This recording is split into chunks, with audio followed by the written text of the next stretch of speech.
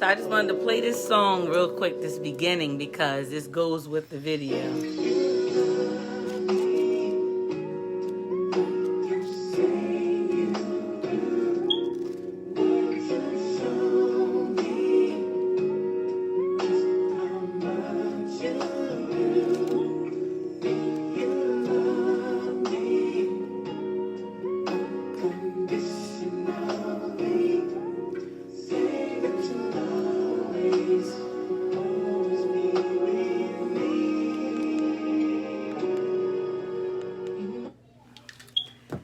So I was listening to this song earlier this morning, right? And it was something about that beginning part that really kind of stuck with me, because this video is about self-care. And so, yeah, I know the words that's not what the words mean, but I believe that if, like you said, if you love me, then show me. If you love me unconditionally, then you'll always be with me. So if you don't love yourself, then who will? Because in order to be able to love others, I feel like that you have to, one, love yourself, definitely unconditionally. Every flaw that you have, whether you are still working on it and improving it, but you still must love yourself.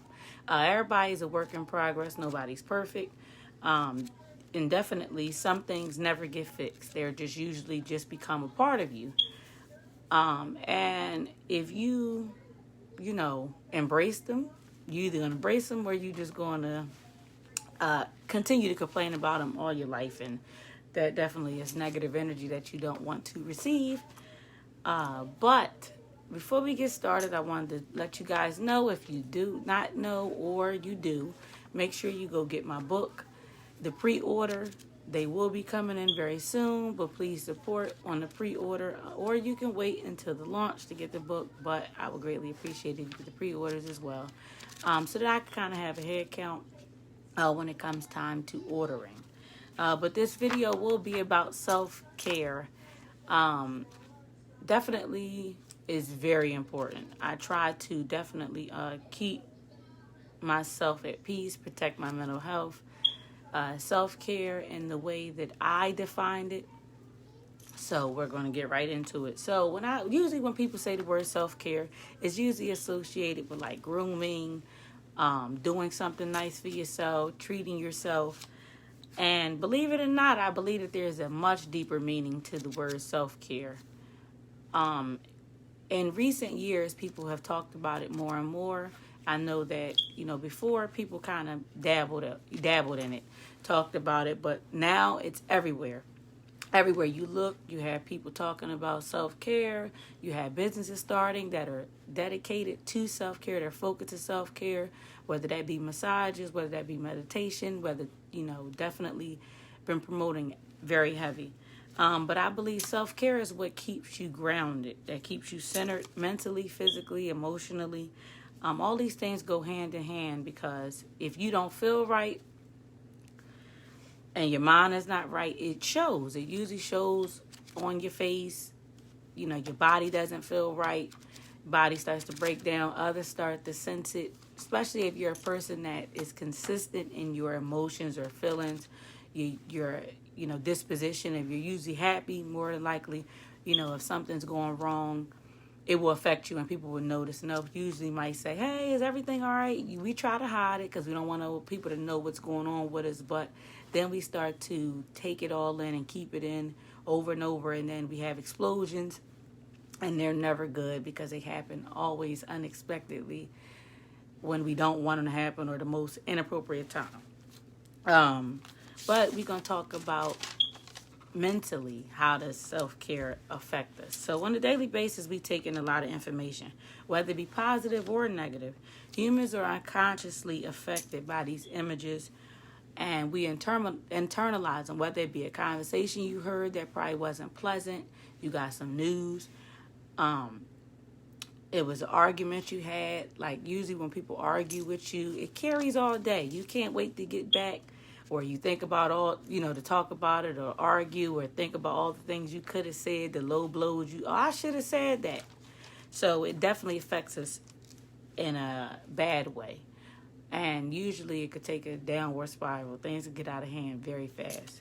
In order to free yourself of this, you must protect your mental health and your peace. People say, don't let people get you out your character. We must know when to bow out. It's all right to bow out. It's all right to kind of be like, you know what, I'm not doing this with you today. You have to set boundaries for yourself. It's nothing wrong with throwing in a towel. It does not make you a coward. It should be considered a sign of maturity because not everybody has that ability. A lot of people blow up. They just can't control their emotions. They can't control their feelings. They just shoot off the handle and think about the consequences or deal with the consequences later.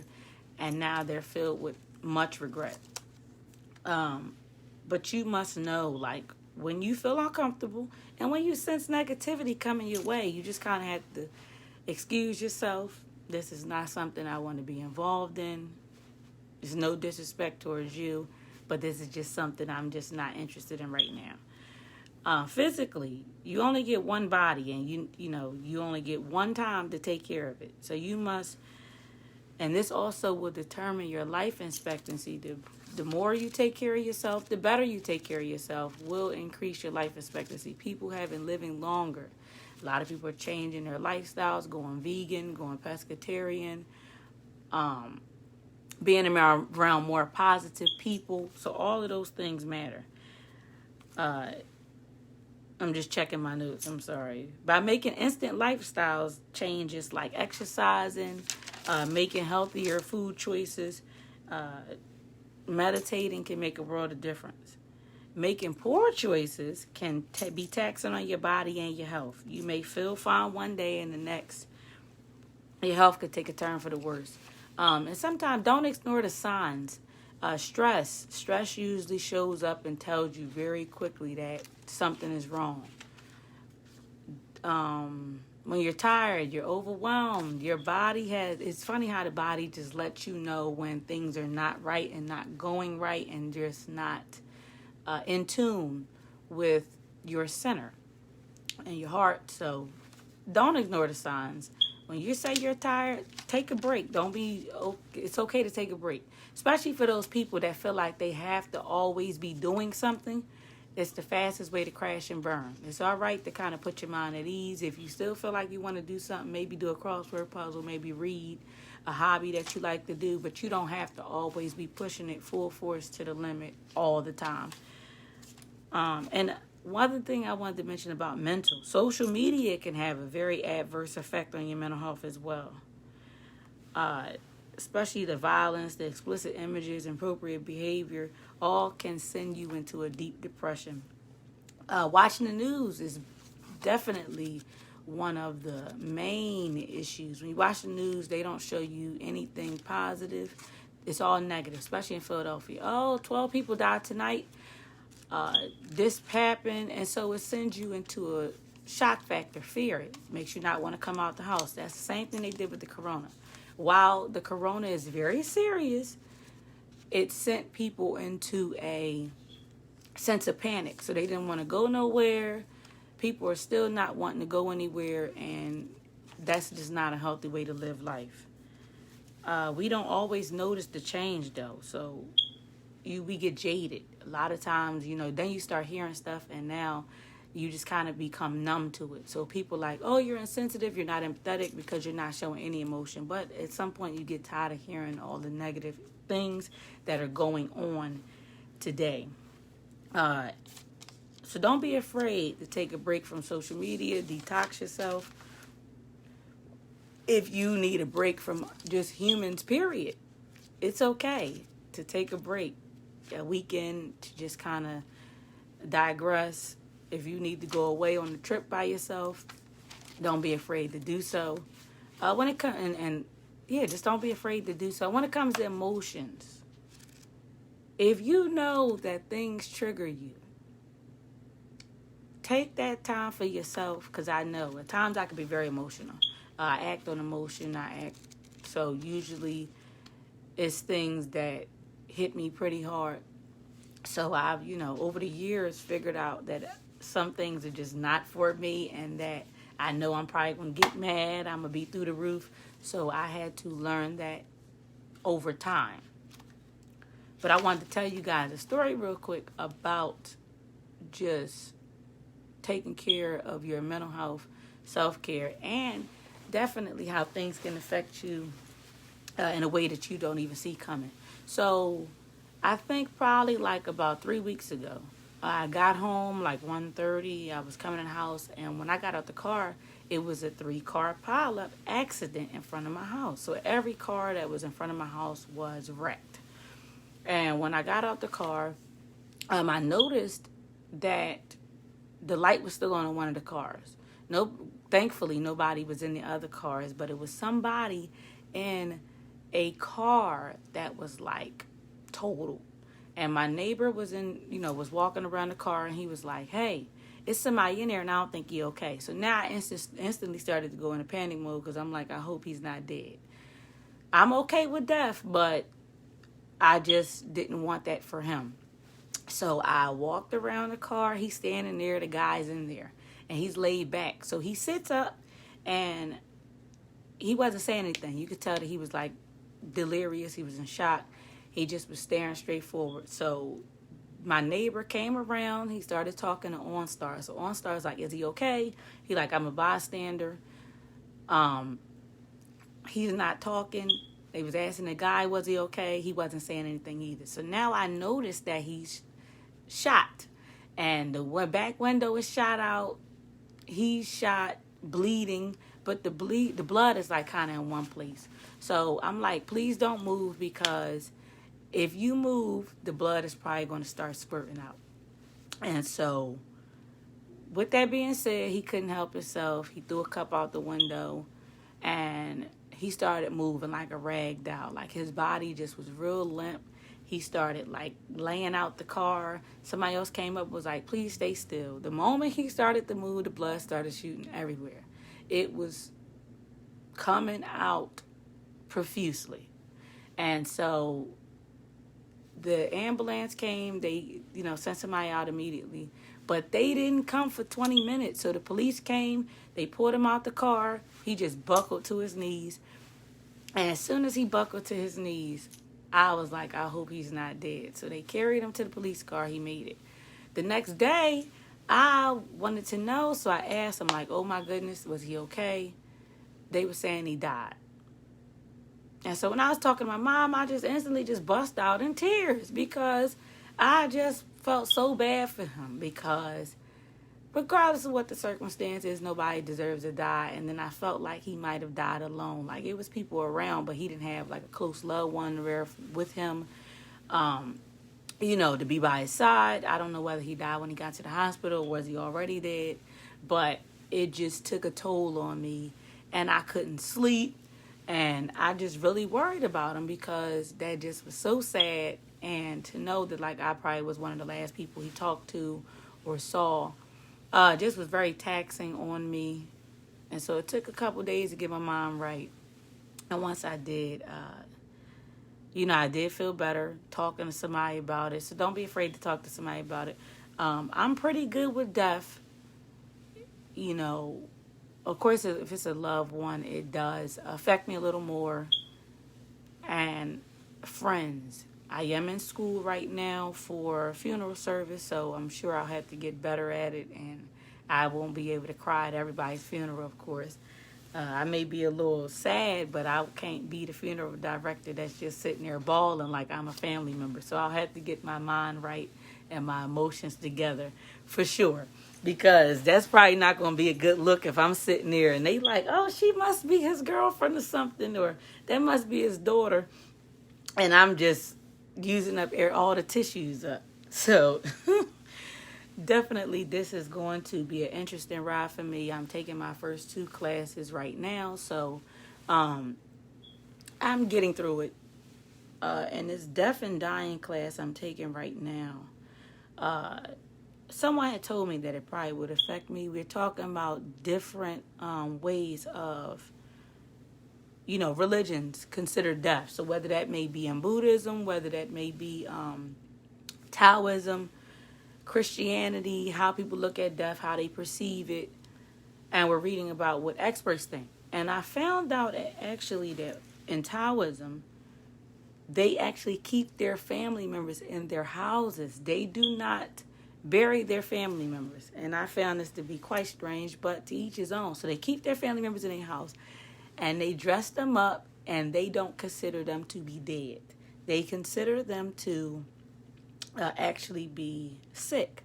So they keep the family member there for years on end until they're ready to release them and have a funeral. I found out that in Buddhism, that the Buddhist was saying that you should release all negative energy from your body and your mind before you die, so that you can, in the afterlife, that you can go, have a positive home going. And so I found that to be interesting too, because your last moments, I think that that's what you want them to be positive. I think that that's actually what happens when you see a family member and you like, oh, they seem so at peace with going home and things like that. In the class, we have been debating a lot whether there is an afterlife. I know that a lot of people feel like that once you die, and that's all. So you have some people who feel like that we go to heaven, and that's debatable. You have some people who feel like that death is just a deep sleep. It's a break in your consciousness that we are just taking a break. Not saying you come back, but in some religions they do believe in reincarnation. So you must consider that. So when you are like talking about death, you have to be very sensitive in what you're saying. I know for me that once I do get into funeral service and I have funeral home, I will have to find a way to be very sensitive in saying that and relate to the person. You probably, when people die, shouldn't say. One thing that people always say to people, and it's probably not good, is to say, if you need anything, call me. I'm here. Don't say that, because if we need $5,000 or $13,000 to bury grandma, and you asking and offering, you need to specify what that means. Don't just be offering yourself, overextending yourself, because now you put yourself in a bad place, and that's how, friendships break up, families have fights, because you was like, hey, if you need me, let me know. I know that that's a kind thing to say, but don't say it. You offer your condolences and leave it right there, unless you genuinely plan on helping or genuinely plan on extending a hand. If they need to talk, don't say you know what they're going through unless you genuinely do. Because at the time, they don't want to hear that. Like, oh, you don't know what I'm going through, or, things like that. So just kind of be conscious about what you say, how you say it, and things like that. Just be very careful about when you address death, because it can send people into a darker place. And it's just amazing how, like, sometimes when people die, that a lot of dirt comes out. And people want to throw dirt on the people's names that they probably wouldn't have done when the person was here. We have to stop that, too. Like, unveiling dirt that people have been holding in. I know it may be good, but they're not here to defend themselves. So they can't tell you or say anything about what is happening. Families have been ripped apart when somebody died. If grandma died and that might not have been her kid or things like that, we have to get out of that. We have to get out of that, because it's just the ugly side to death. That when they leave their belongings, people think that they entitled, or they hope people die so they can get something. Stop that. If they didn't want to give it to you in life, more than likely they probably not going to give it to you in death. Unless it's spelled out in a will. And even with these wills, please get a will. Spell it out. And if you are a power of attorney, do know that the power of attorney dies with you unless you specifies that. And then now it goes to the executor of your estate. But make sure you get a will. If you don't have life insurance, get life insurance, please, because A lot of bodies sit in the morgue or sit in funeral homes because they can't pay for it, and now you're trying to start a GoFundMe or sell dinners for your loved one. I know people love looking good in life. They buying designer, they buying this. You leveling up. Level up on some life insurance.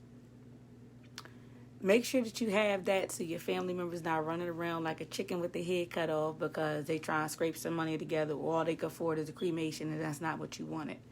Number 2, spell out how you want to be buried. If you don't want nothing fancy, say that. If you do not want anything extravagant, you want to be cremated, please say that. We don't have those conversations enough. Life is not promised. So people do go at an alarming rate. You could be here one day and the next you're not. So spell out those things. Take care of yourself. Eat better. Exercise. Protect your mental health. If you do, a lot of times I know people say they're rocking out. I'm grinding. That's fine. But still, a haircut, a hairdo, exercise, some meditation, meditation. All those things go a long way. Having positive conversations, have positive people around you go a long way, and definitely increase your life expectancy. So that's all I came to say. Like I said, please go in there and pre-order the book at www.kissbyredpublishing.com. As you may have seen, I posted it. Thank you for the people that are supporting me, sent their kind words, their congratulations to me. I am very grateful for that. Put a lot of blood, sweat, and tears into this book. It's been a long process and it's still continuing. I do hope to help others write their books, in the future. So I definitely will be doing something that will help other people get their writing out on paper, get what's internalizing them. It may not be a book. It may just be poetry that you have. I've found that a lot of people have hidden talents that they don't talk about, that can draw, that can cook, that can do all these things. And so you should always be busy. For the people that say, I'm bored or I can't figure out what I could do in life, like I met somebody recently and he was like, I'm not making enough money, I don't know what to do. Then I seen him post a video that he was a drummer. Bro, you could be traveling somewhere. If I knew how to drum, I would be drumming all day in the house. If I was a DJ, I'd be spinning some records. Yes, you probably can't do it right now, but one thing is for sure is that a job. If you get fired from a job, one thing they can't do is take your abilities away. They cannot take what you've already been doing, your side hustles. They can't take that from you. So don't ever feel like being fired is a loss. But thank you for watching. If you are watching, please share this video. And I'll be back next time.